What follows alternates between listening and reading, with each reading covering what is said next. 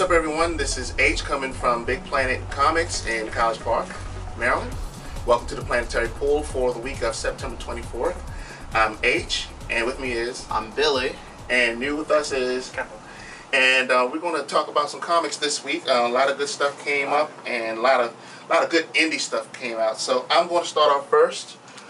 John Layman and Rob Guillory on Chew, number 43.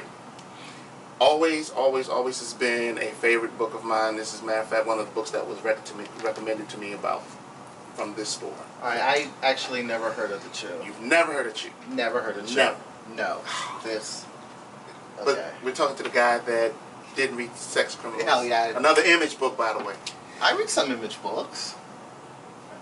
Invincible, Walking Dead. Oh, okay, yeah, but Yeah, Chew... the two most popular ones. Okay, so here's the story with Chew. Chew is an alternate reality where chicken is bad for everyone. They had this avian flu that... Yeah.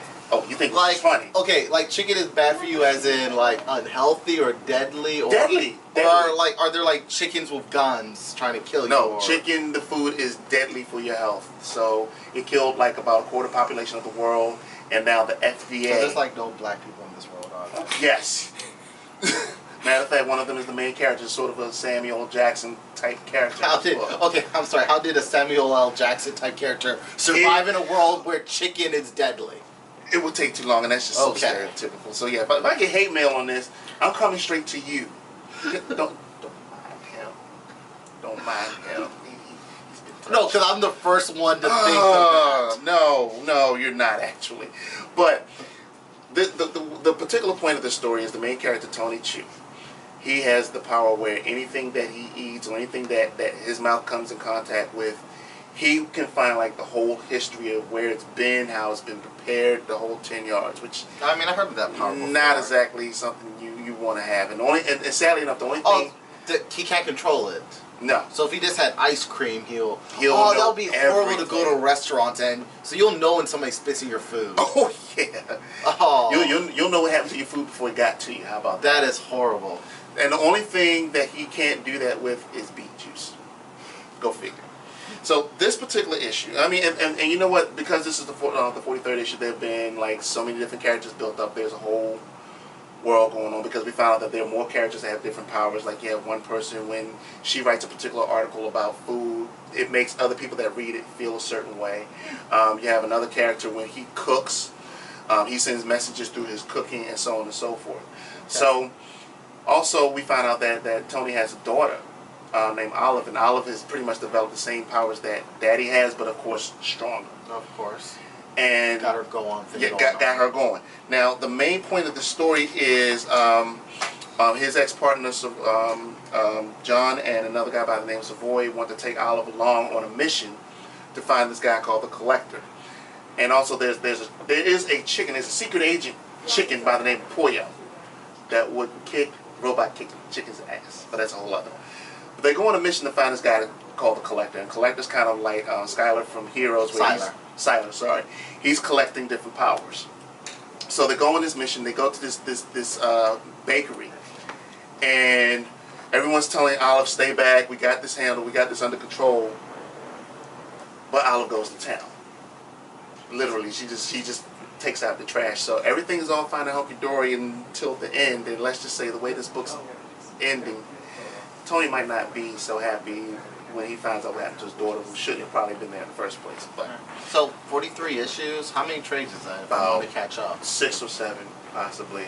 Okay. I would say get caught up. So I mean, if you getting caught up on Sex Criminals, once you're done with Sex Criminals, then that. Chew. Okay. Good book. All right. New guy. What's your first book? Okay. Well, I read Puppycat, which is just based off of the cartoon Hangover comic or cartoons from the YouTube channel. They do a lot of different things like Bravest Warrior and Love that. a few other things. But the comic issue, it's issue 4. It's actually kind of like a few different stories by a few different artists and writers, and it's very just cute, mundane girl and her cat doing stuff. And one of them, she decides she has to get a bunch of plants for her place, and she kind of goes crazy about it. But then in the end ends up only getting a bunch of like garbage plants out of the garbage because she doesn't have money. And it's just kind of like these quirky little shorts about the girl and the little cat just kind of being cute and having a good time. And yeah, it's pretty good. And it's a Kaboom book? Yeah, it's a Kaboom book. Yeah. Alright, well, I too have an Image book, so, you know, something not totally mainstream. This is Wayward issue 2 by Jim Zub and Steve Cummins. Cookie? Yeah, do you have one? No. Sorry. What do you offer? Dang, got my hopes all up. Alright, well, we reviewed the first issue a while ago, and the consensus was it was interesting, it had promise, but it wasn't enough there to give you make a full decision. Yeah. And even in this, they're taking their time. It's not a bad thing. Alright, what I liked about this is it's continuing the same trend where it's half mundane, half supernatural. So as you remember, the main character is this half Irish, half Japanese girl who just moved to Tokyo from Ireland to be with her mom, and today was her first day of school. And I liked it. Like, I'm into anime, so I'm familiar with a bit of Japanese culture. So there was one scene where she got singled out for having red hair because they thought she was like kind of being a delinquent or nothing, and she was like, no, it's natural. And I was like, okay, it's, you know, cute, mundane stuff like that. But then at lunch, she sees this guy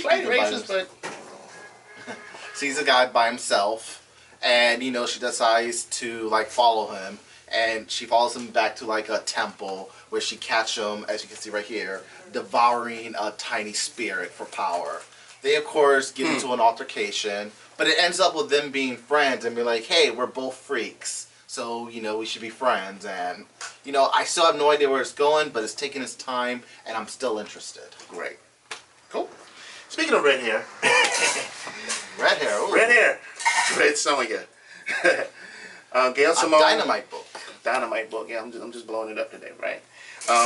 Gail Simone, Walter Giovanni, issue number 12, and we finish up the arc of Red Sonja going out and trying to bring back the best artisans of the land for an emperor who is about to die. The way the story arc started off was he had promised to give Red Sonja all this gold and lands and things of that sort if she was to bring back certain people to appease him right before he dies. And Sonja said she would do that, and the only thing he would have to do is free all of his slaves, because, you know, emperors back in ancient days, they took everything, including their slaves, with them. So needless to say, this ends up with Sonja doing the deed, bringing everyone back, and the emperor was like, yes, bless you, and I'll reward you, I'll let the slaves go. But emperors being emperors, changes his mind, and pandemonium ensues. But the point of this arc, though, even though a lot of it's kind of telegraphed by the numbers, what you really don't see coming is, even though all of these people that she brought and had a lot of difficulty bringing back, could have just went with the emperor. It's like, well, hey, I'm going to serve the emperor. I'm living better than what I was living before. But everyone decided to stick up for Sonja. So, you know, needless to say, things happen. The emperor gets his due, and was kind of not happy with how that went, because I kind of want to really see him get his due. But the story arc ends, and I was really happy with the way the arc ended, and I'm waiting to see what more we can get. So that's my book, and I read the Future's End issue for The Flash, just one of the like one-shots they were doing. I haven't really kept up with the New 52 stuff with The Flash or any of the Future's End, but I mean it was easy to jump in because it's kind of, since it's a one-shot, it's pretty like accessible to a degree. right. But Alright, that's a cool image. yeah, it's got a lot of cool like Let's show people. Flash. No, it's for us. Yeah, look. Go ahead. It's got a lot of cool Flash, like alternate sort of flashes. Like I think the reverse flash is in it, and Can they kill there's a flash from the future that's really cool in blue instead of red, and it deals a lot with the Speed Force being broken. Since it's set 5 years in the future, there's, you know, clearly a lot of information we don't have, but Right. it's interesting, and it sets up Wally West being a new character in the new 52 finally. Right. Okay. Cool. All right. My next one, or last one, is also a Future's End one-shot. Booster Gold. Now, it says Future End's one shot. This is just a one shot. It has nothing to do with Future's End, as far as I'm aware of. Okay, I was always a fan of Booster Gold ever since, you know, formerly known as the Justice League. Okay. You know, back when he was, you know, when he actually got interested. And back in the day with 52, if you remember 52. Yeah. Not the new 52, but, you know, that year-long 52. 52, right. And all of that intrigue with the time stream and all of that, and how he was in the center of that with Rip Hunter, and, you know, this was good. 3 years ago, Booster Gold disappeared. Right. If you guys remember, it was like the last issue of Justice League International. He saw... Short-lived book. Yeah, which I like. But he saw, like, you know, an image of Superman and Wonder Woman kiss, and it was like, this isn't right. And then, bam, disappears. And he's gone for 3 years. But now he's back in this one shot, and it kind of shows him, like, bouncing through dimensions and time. Okay. And, you know, like, you know, at one point he's with Commandy and all of that. So, yeah. But by it being a one shot, I mean, are we still looking at something that might be He's coming back. I heard that he's actually coming back eventually, and they're going to explain it. Because the way it ends, if you guys remember, there was something called the Vanishing Point. Right. And they're going to finally talk about that. So, you know, I'm impressed that DC didn't just sweep this under the rug and hope we forgot. They've done a lot of characters, Yeah. but we're not going to talk about that now. But he's back, and it's awesome. Okay. All right, my last pick, I'll make this brief because we still got to talk about Gotham. It's going to be Bob's Burgers. And what I can say is this book has numerous artists and numerous writers, so I don't want to go down the whole list because there are different stories told. But what makes this book interesting, I have to say for myself, I've never really been a big Bob's Burgers person. Kendall and I talked about it earlier, where Bob's Burgers was one of those shows that just kind of grew on you. It's like I started off kind of not liking it because it was in that 8:30 slot between Simpsons and Family Guy. It's kind of like, okay, just let it get over with. So that Family Guy. Yeah. But after a while, it just kind of grew on you. And I would say anybody out there that's a Bob's Burger kind of person, what makes this book pretty good is the simple fact that if you like the show, when you're reading this book, you can hear a lot of the voices in your head. And one of the things I was explaining earlier as well is the fact that one of the things that I do like about this book is it has like maybe 4 different little stories in there from each of the kids, Tina and Gene and a few others. And they kind of stand well up on their own, because one of the things about Bob's Burgers and the way it's done, it's pretty much the entire cast, the whole show. So sometimes it's been kind of difficult for them to do a show and focus on one character and have them carry that show. But that was one of the things that this comic affords them to have the ability to do. And this is also a Dynamite book. That's my last pick. Flip this to you. Alright, my last pick was the Star Trek ongoing. It's like the current storyline with Q and time travel and sending the new Star Trek characters from the movies into the future. And it deals a lot with the Next Generation Deep Space Nine sort of timeline and how different it is because of changes in the past and stuff. So I don't know, it's a pretty interesting story. The art's pretty good. It's pretty accurate to the likenesses to the characters. Very accurate. Yeah, and you get to see a lot of characters from the original timeline show up Right. in this new Star Trek and interact with the people from the movies. And it's hard to tell where exactly the story's going because it's kind of like Q and some That's just kind how of Q being operates. underneath everything. You don't really know where it's going to go, but it's interesting to get to see kind of like outside of the minor inclusion in the movies, seeing these two timelines sort of like interact. Okay. Yeah, well, see, my thing with Star Trek has always been just kind of like we had discussed a little while ago, is the stories have been up and down, the art has been up and down over the years that it's been out. And I mean, it's kind of, sadly enough, it's kind of typical for some of the IDW books. That is because, IDW curse. Yeah, because Good art, bad story, good art. right, and every now and again you get those in betweens, and I'm hoping that's how that turns out. So before we leave, we want to talk a little bit about Gotham. Well, I'm going to talk, I guess. I did manage to catch it last night. I have not. You know what? It's one of those things where, unfortunately over the summer it got like a lot of bad buzz, but it got bad buzz from people that didn't watch the whole thing. So I was kind of glad to see it air last night, and I would say it had a good start. Of course, it's all about all the characters that revolve around Bruce Wayne / Batman's life and how they came to be. And let's see, you have Jim Gordon as a young rookie. You have Harvey Bullock as, at that time, a corrupt cop. And you have so many other characters that makes, you know, they make an appearance. You have Ivy, you have Selena Kyle, you have Penguin, you have Edward Nygma, you have Carmine Falcone. So they dropped a lot of Easter eggs this show. Right. So I heard Selena Kyle and Poison Ivy, my two favorite femme fatales from Gotham. Yeah. So. And I heard they're little kids. Yes. Yeah, they're all around the same age. And that sounds disappointing. Without spoiling it, if you haven't watched it, there's something that happens with Selena Kyle to me that just kind of goes in the face of what the whole Batman mythos has been all about. And I'm trying to figure out how they're going to work that into the show to even, you know, how they say, plant the landing.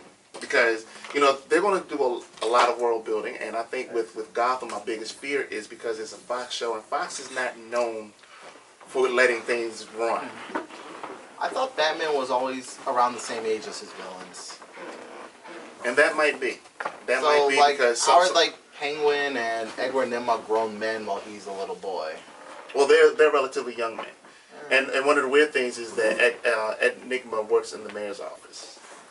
Or at least you know what? I'm okay with that because you don't really know too much about his backstory. Right. See, the only other problem is too. Speaking of age and timelines, one of the other issues I have with Gotham is it's very hard to pinpoint what time period this takes place in because you got people using flip phones, but yet the cars look like they're from the 70s. Oh no! At the same time, you know what? That's a plus for me because that reminded me of the original animated series. Yeah. That had that little noir look to it. Yeah. And then at the same time as well, you have people with different dress styles, so it's just kind of hard to like pin that down. But like I said, it started off as a good first episode. Be hard pressed to see if it makes it. Because like I said, it's Fox. Fox has killed shows like Almost Human. They've killed Terminator. They've killed Firefly. And for what? Well, the ratings weren't good enough. So. The only, and you know what, the only saving grace right now for Gotham and how it might survive at least the first season is the fact that Netflix, before the show has been broadcast, has already picked up to show the reruns. Okay. So right there, that's a good look. But I'm hoping if they get at least 3 good years out of it. So you don't think it'll get 10 like Smallville? Oh, heck no. Oh, it's not going to get 10. It's not going to get 10 because, you know, that's been another bone of contention of mine, too, is with all the world building going on. Are people going to stick around that long to eventually see that glimpse of Batman standing on the rooftop? Kind of like how in Smallville, like one of the very last scenes is all of a sudden now he's in the suit. So, yeah. Yeah. So at this point, we're going to wrap up. But before we wrap up, we want to let everyone know if you are in the Baltimore, Maryland area this weekend, go down to Baltimore's Inner Harbor, check out the Baltimore Book Festival. It's from Friday until Sunday, rain or shine. They actually had to move it because the Washington Monument is under repair. It's free. Free. Go check it out. Also, don't forget to check us out. How much is it again? Free. $3. Also, don't forget to check us. $3.99. Don't forget to check us out at popcultureuncovered.com. Also, don't forget to check out Big Planet. You can find them on Facebook. You can find them on Twitter. Where else can we find you, Peter? Everywhere. Everywhere. Tumblr. Definitely on Tumblr. Everything. But so try to find us, you know, here on Baltimore Avenue. Yeah. Like so hopefully by next week we'll be able to talk to you about Agents of S.H.I.E.L.D., second episode of Gotham and a couple others. Other than that, for myself, I'm Age.